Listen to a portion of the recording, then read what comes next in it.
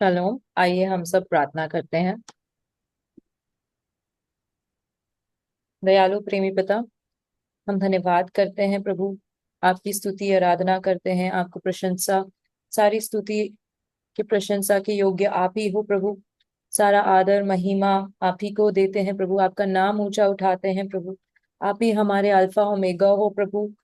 आप ही जीवन की रोटी हो हमारे लिए प्रभु।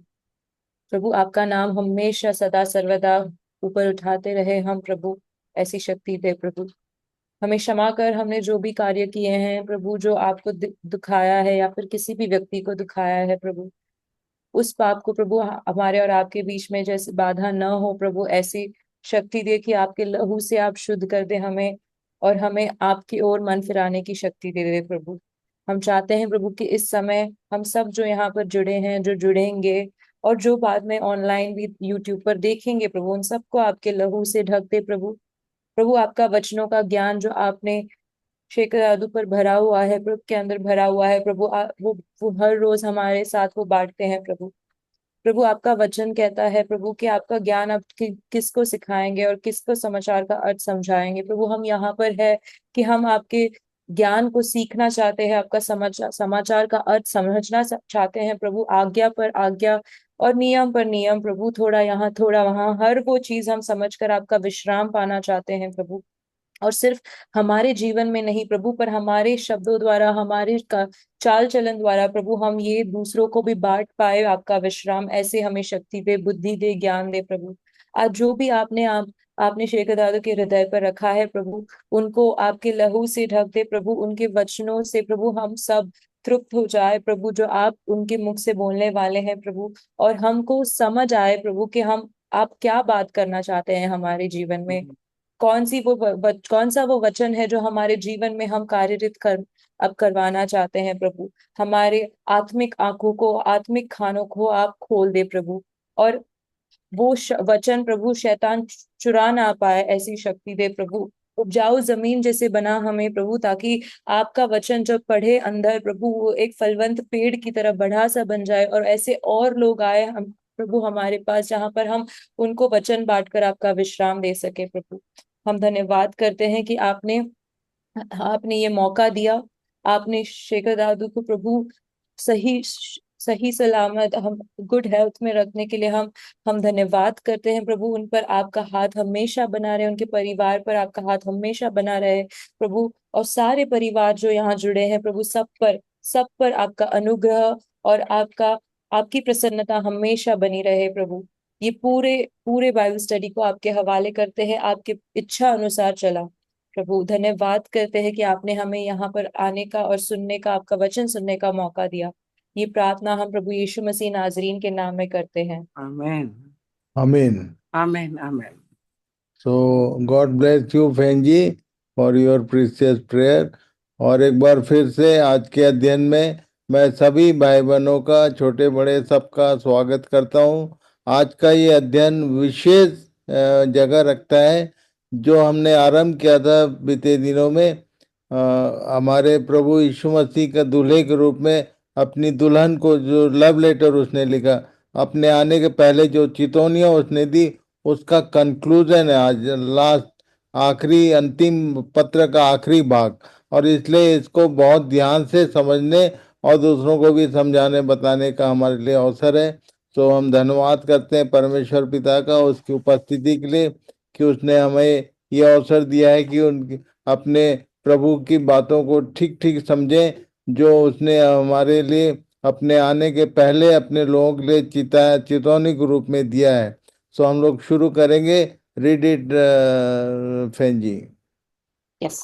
Seventh, parable of net, church in Laodicea, AD 1900 to rapture, Matthew chapter 13 47 to 50, and Revelation chapter 3 14 to 21. 7. Complete. Time to be perfect and prepare for marriage. कलीसिया के सिद्ध हाँ, ये पढ़ो रेचल। कलीसिया के सिद्ध होने और विवाह के लिए तैयार होने का समय।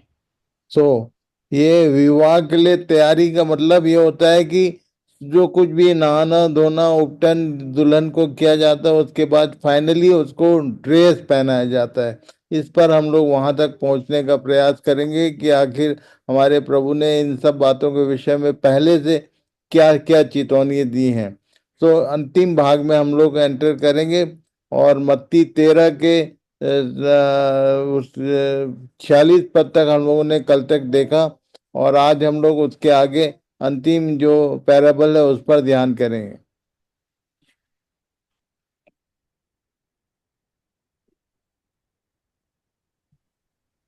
मत्ती 13 का 47।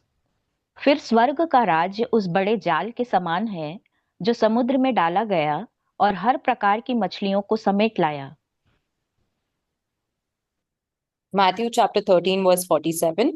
Once again, the kingdom of heaven is like a net that was let down into the lake and caught all kinds of fish.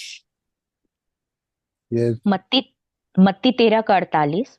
और जब भर गया तो उसको किनारे पर खींच लाए और बैठकर अच्छी अच्छी तो बर्तनों में इकट्ठा किया और निकम्मी निकम्मी फेंक दी।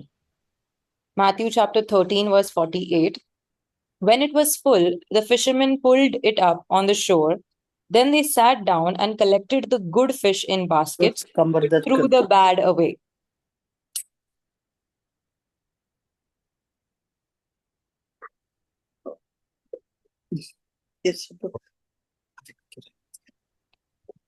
मत्ती 13:49। जगत के अंत में ऐसा ही होगा। स्वर्गदूत आकर दुष्टों को धर्मियों से अलग करेंगे और उन्हें आग के कुंड में डालेंगे। वहां रोना और दांत पीसना होगा। Matthew chapter 13, verse 49. This is the way it will be at the end of the world. The angels will come and separate the wicked people from the righteous. मैं जब इन लाइनों को पढ़ रहा था तो मुझे थोड़ी परेशानी हुई कि ये कलीसिया को लिखते लिखते यहाँ दुष्ट और धर्मी क्यों बोला, और तब मैंने इसको खोजने का प्रयास किया। और ये प्रभु का धन्यवाद हो कि इस साल के आरंभ से ही मैंने इन बातों को समझाने का प्रयास किया है। देखिए दुष्ट और धर्मी की परिभाषा क्या है।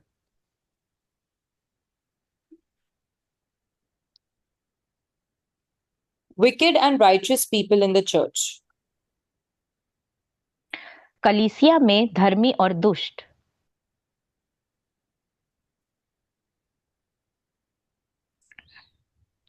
मलाकी 3 का 18। तब तुम फिर कर धर्मी और दुष्ट का भेद, अर्थात जो परमेश्वर की सेवा करता है और जो उसकी सेवा नहीं करता, उन दोनों का भेद पहचान सकोगे। Malachi 3:18. पुस्तक देना है सब पकड़ने के लिए। Then you will again see the difference between the righteous and the wicked, between those who serve God and those who do not. ये नहीं है ना इसका। चार्जिंग रखना चाहिए। पार्वती बहन अपना म्यूट रखो।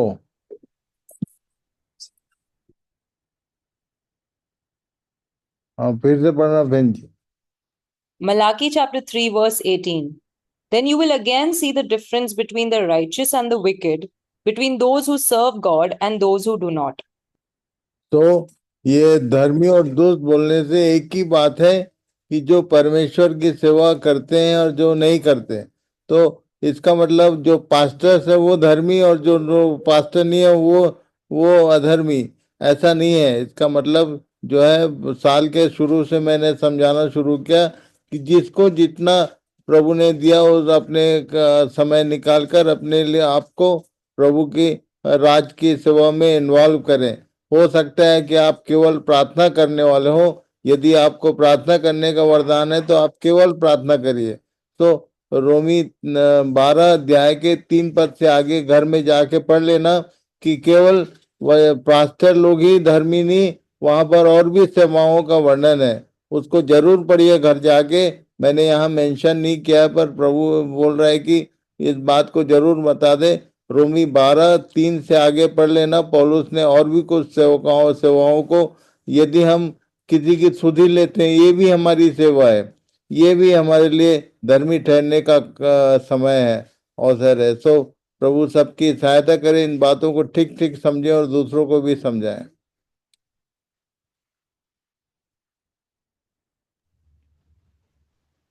तब प्रकाशित वाक्य में उसने मेंशन किया कि तेरी दशा कैसी है। पढ़ो 3:15 से 16। प्रकाशित वाक्य 3:15 और 16। मैं तेरे कामों को जानता हूँ कि तू न तो ठंडा है और न गर्म। भला होता कि तू ठंडा या गर्म होता। सो इसलिए कि तू गुनगुना है और न ठंडा है और न गर्म, मैं तुझे अपने मुंह में से उगलने पर हूँ। Revelation chapter 3, verses 15 and 16.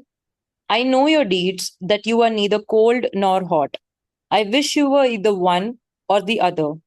So, because you are lukewarm, neither hot nor cold, I am about to spit you out of my mouth. तो ये ठंडा या गर्म, ये इसके पहले वाली पत्री में उसने ये मेंशन किया कि तू जीवता तो कहलाता है पर है मरा हुआ। मतलब कोई गतिविधि तेरी दिखती नहीं है। तू तू विश्वासियों के झुंड में कलीसिया में शामिल है।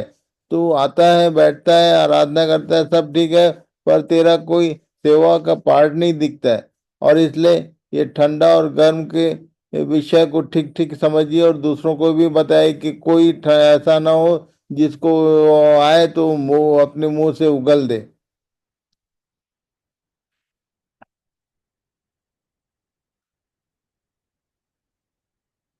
प्रकाशित वाक्य 3:17 पढ़ो। प्रकाशित वाक्य 3:17। तू तू जो कहता है कि मैं धनी हूँ और धनवान हो गया हूँ और मुझे किसी वस्तु की घटी नहीं, और यह नहीं जानता कि तू अभागा और तुच्छ और कंगाल और अंधा और नंगा है। Revelation chapter 3, verse 17. You say, I am rich, I have acquired wealth, and do not need a thing. But you do not realize that you are wretched, pitiful, poor, blind, and naked.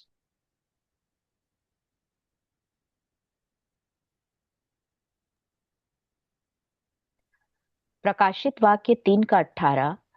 इसीलिए मैं तुझे सम्मति देता हूँ कि आग में ताया हुआ सोना मुझसे मोल ले, कि धनी हो जाए, और श्वेत वस्त्र ले ले कि पहनकर तुझे अपने नंगेपन की लज्जा ना हो, और अपनी आंखों में लगाने के लिए सुरमा ले कि तू देखने लगे।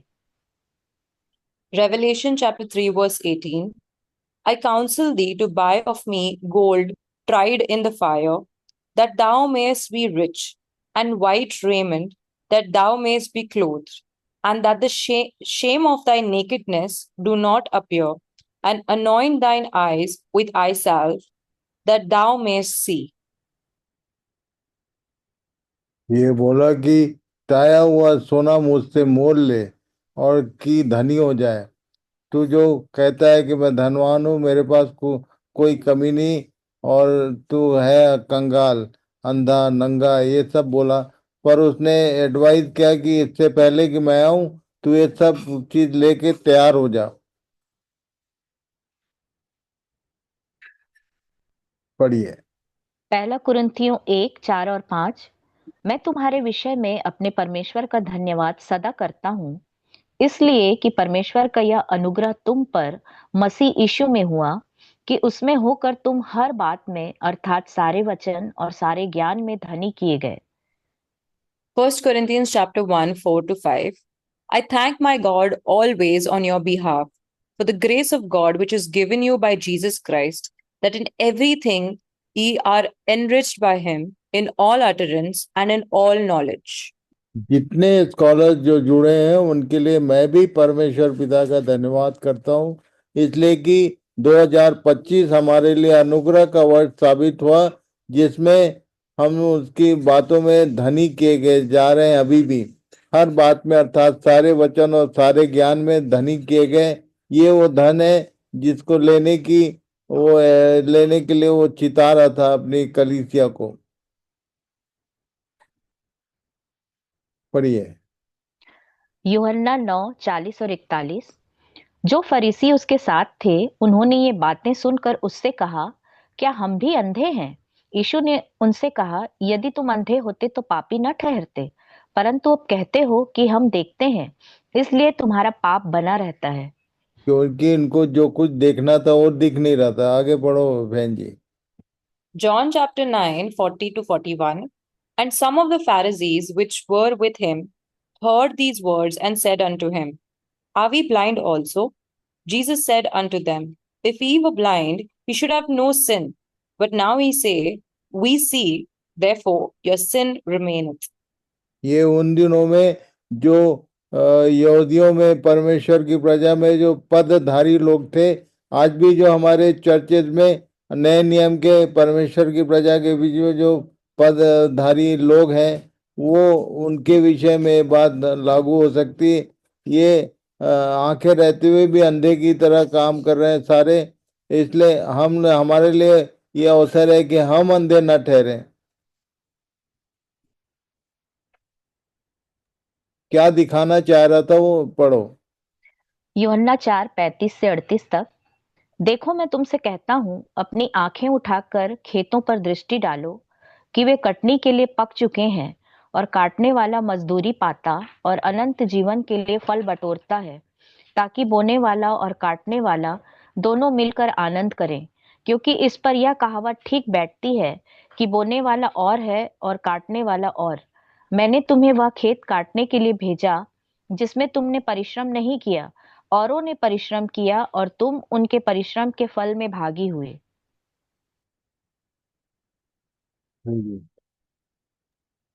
John chapter 4, verse 35 to 38. Say not ye, There are yet 4 months, and then cometh harvest? Behold, I say unto you, Lift up your eyes and look on the fields, for they are white already to harvest.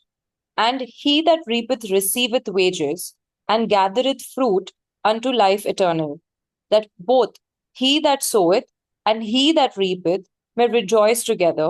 And herein is that saying true, One soweth, and other reapeth. I sent you to reap that whereon ye bestowed no labor. Other men labored, and ye are entered into their labors. तो प्रभु सहायता करे कि हम समझे इस बात को। आज के दिन आपको बीज बोने की जरूरत नहीं है। आप ध्यान से देखिए कि कटनी के लिए लोग तैयार हैं। अभी लोगों को कलीसिया में सीधे लाए जाने की जरूरत है, क्योंकि उन्होंने सुसमाचार, यीशु का सुसमाचार सुना हुआ है। अभी चारों तरफ गांव-गांव में लोग जानते हैं वो कौन है यीशु और उसका काम क्या है। तो प्रभु सहायता करे कि हमारी आंखें खुले, हम फरीसियों के समान अंधे न ठहरे। ये बोला, देखो दृष्टि उठाकर खेतों की ओर दृष्टि करो।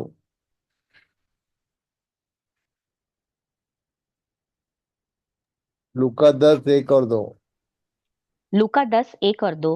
इन बातों के बाद प्रभु ने 70 और मनुष्य नियुक्त किए, और जिस जिस नगर और जगह को वह आप जाने पर था, वहां उन्हें 2-2 करके अपने आगे भेजा। और उसने उनसे कहा, पके खेत बहुत हैं, परंतु मजदूर थोड़े हैं। इसलिए खेत के स्वामी से विनती करो कि वह अपने खेत काटने को मजदूर भेज दे। Luke chapter 10, verses 1 and 2. After these things, the Lord appointed other 70 also, and sent them 2 and 2 before his face into every city and place, whither he himself would come.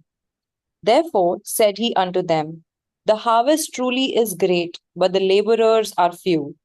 Pray ye therefore the Lord of the harvest, that he would send forth laborers into his harvest.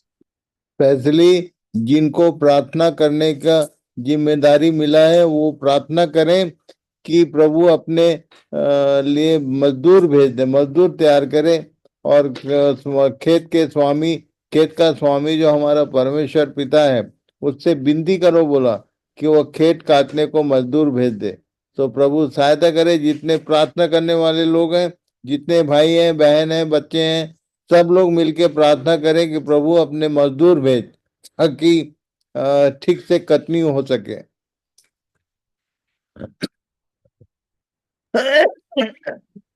आग में ताया हुआ सोना।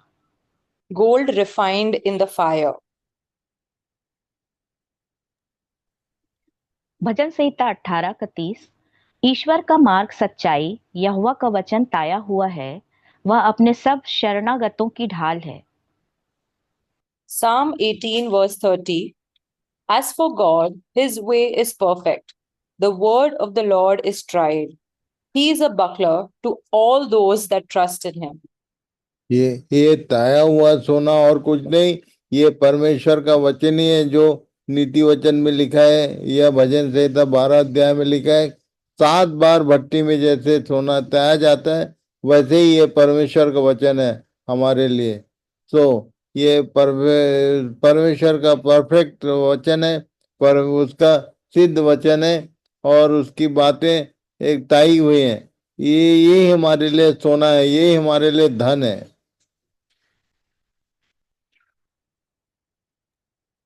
श्वेत वस्त्र, white clothes, Yeah.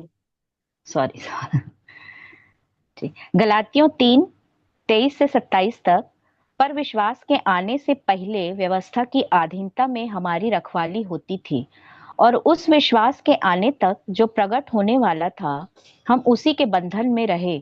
इसलिए व्यवस्था मसीह तक पहुंचाने को हमारा शिक्षक हुई है कि हम विश्वास से धर्मी ठहरें। परंतु जब विश्वास आ चुका तो हम अब शिक्षक के अधीन न रहे, क्योंकि तुम सब उस विश्वास करने के द्वारा जो मसीह यीशु पर है परमेश्वर की संतान हो। और तुम में से जितनों ने मसीह में बपतिस्मा लिया है, उन्होंने मसीह को पहन लिया है।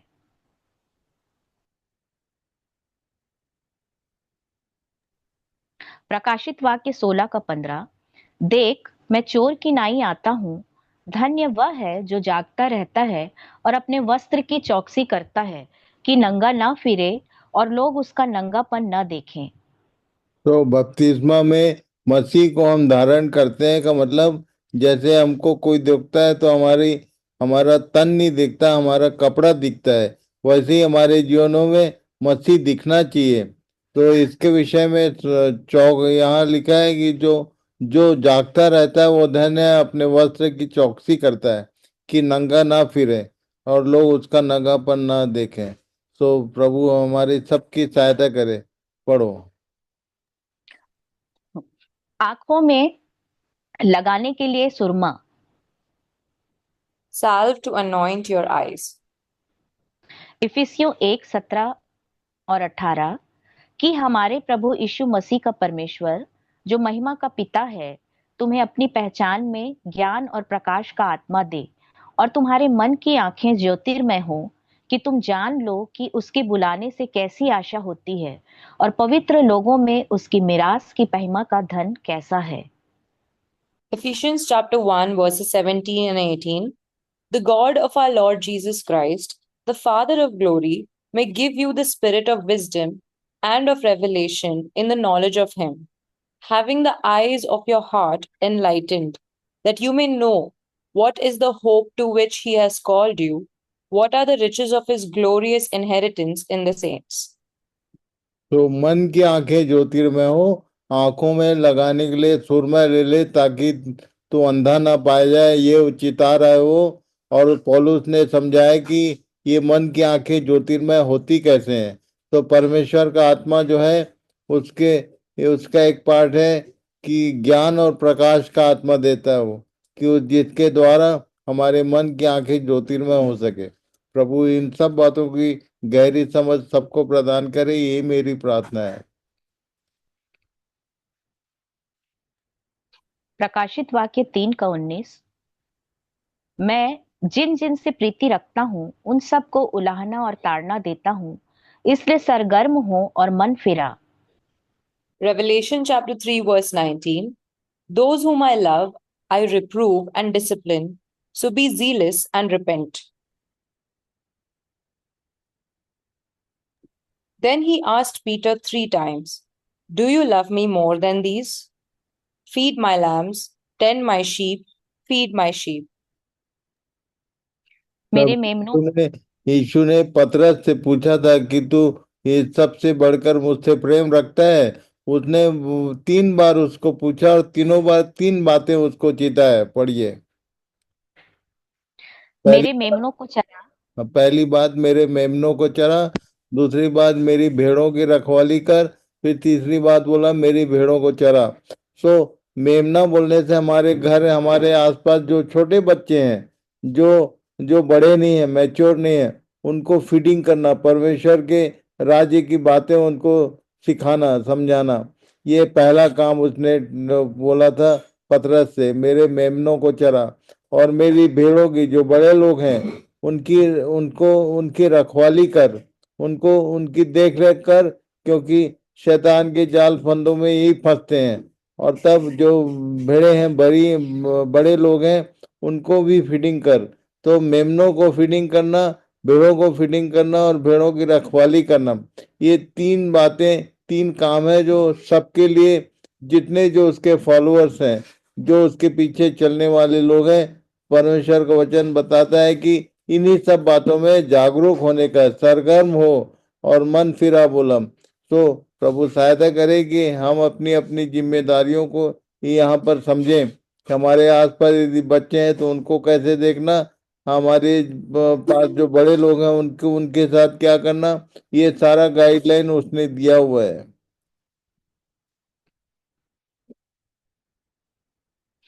प्रकाशित वाक्य 3:20। देख, मैं द्वार पर खड़ा हुआ खटखटाता हूँ। यदि कोई मेरा शब्द सुनकर द्वार खोलेगा, तो मैं उसके पास भीतर आकर उसके साथ भोजन करूंगा और वह मेरे साथ। Revelation chapter 3, verse 20. Behold, I stand at the door and knock. If anyone hears my voice and opens the door, I will come into him and eat with him, and he with me. इसका मतलब ये है कि बहुत सारे लोगों के द्वार बंद हैं और बाहर खड़ा हुआ है वो। ये कह रहा है कलीसिया के लोगों के लिए कि मैं द्वार पर खड़ा हुआ खटखटाता हूँ, यदि कोई मेरा शब्द सुनेगा, दरवाजा खोलेगा, तो मैं भीतर आकर उसके साथ भोजन करूंगा और वो मेरे साथ। तो प्रभु हमारे भीतर आना चाहता है कि हमें होकर वो दूसरों तक जा सके। इसलिए अपने होठों के द्वार को खोलने की आवश्यकता है। इन सब बातों को अपने मुंह से अपने लिए स्वीकार करने की आवश्यकता है कि हाँ प्रभु, ये सारी बातें मेरे लिए हैं। तो प्रभु आपकी सहायता करेंगे।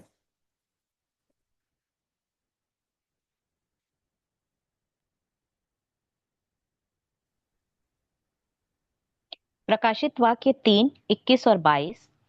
जो जय पाए, मैं उसे अपने साथ अपने सिंहासन पर बैठाऊंगा, जैसा मैं भी जय पाकर अपने पिता के साथ उसके सिंहासन पर बैठ गया। जिसके कान हो वह सुन ले कि आत्मा कलीसियाओं से क्या कहता है। Revelation chapter 3, verses 21 and 22. The one who conquers, I will grant him to sit with me on my throne, as I also conquered and sat down with my Father on his throne. He who has an ear, let him hear what the Spirit says to the churches. 2000 years of dispensational age of the church was ended with these words. End of the इन्हीं love. इन्हीं शब्दों के साथ ये कलीसिया को लिखा गया पत्र खत्म होता है। उसके बाद आगे 4 अध्याय से लेके आगे जो जो बातें वो कल देखेंगे, तो वो भी कल, विशेष कल एक कैलकुलेशन का समय रहेगा। एक होमवर्क के रूप में आपको एक और बात बता दूं, ये 2000 साल का कैलकुलेशन कैसे आता है, इस पर ध्यान करेंगे। पढ़ो। दूसरा पत्रस 3:8। हे प्रियो, यह एक बात तुमसे छिपी न रहे कि प्रभु के यहाँ एक दिन 1000 वर्ष के बराबर है और 1000 वर्ष एक दिन के बराबर है। ये फॉर्मूला है, पतरस ने लिख दिया कि एक दिन 1000 वर्ष के बराबर। और ये कैसे, क्या इसका मतलब है, इसको इस चार्ट में आपको मिलेगा। पूरा ध्यान से देखना। और हम आज किस स्थिति में कहाँ पर हैं, कौन से समय में हम चल रहे हैं, ये आपको इस चार्ट में ध्यान से देखोगे तो समझ में आएगा। और कल इन बातों को अच्छे से हम लोग कैलकुलेट करने का प्रयास करेंगे कि अभी हम लोग कहाँ पर हैं और कितना समय हमारे पास बाकी है अपने काम को पूरा करने के लिए।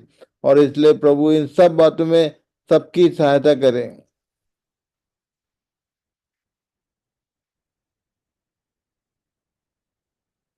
Shalom. God bless you all. तो फिर यहाँ पर हम लोग प्रार्थना करेंगे और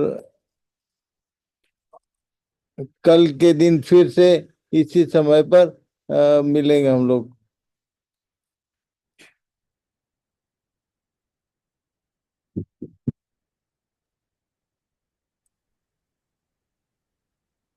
उत्तम उत्तम सुन रहे क्या?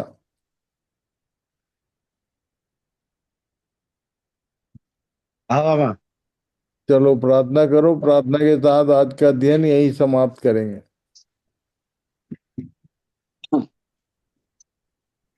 हालेलुया, धन्यवाद अनुग्रहकारी दयालु पिताजी, धन्यवाद देता हूँ प्रभु जी आज के सुंदर समय के लिए। प्रभु जी धन्यवाद देता हूँ प्रभु जी कि आपने हम सबों को एक सुंदर संगति दिया प्रभु जी कि हम सब एकत्रित होकर आपके चरणों में आ सके प्रभु जी, आपके इन वचनों को सुन सके प्रभु जी, जो जीवनदायी वचन है प्रभु जी, और जिसे प्रभु के दास आपके दास के द्वारा प्रभु जी हमारे जीवनों में बोया गया प्रभु जी।